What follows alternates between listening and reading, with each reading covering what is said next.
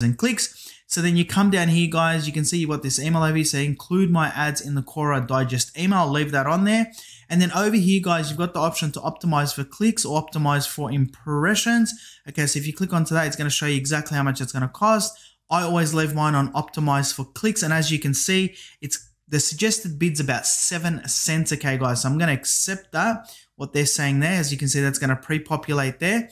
And then come down here and just click on to continue. Now, this is cost per click average. That's how much it's going to cost you every time somebody clicks onto your ad. Okay, so it's not bad. So you click on to continue. Once you click on to continue, guys, it's going to take us over here where we're now going to create this ad. Now, I want you to pay close attention because I'm going to show you exactly how you can do this, how you can add these images over here and all the good stuff. Okay, this is where you can come over here and put in an ad name. Okay, so again, you can just put something like ConvertKit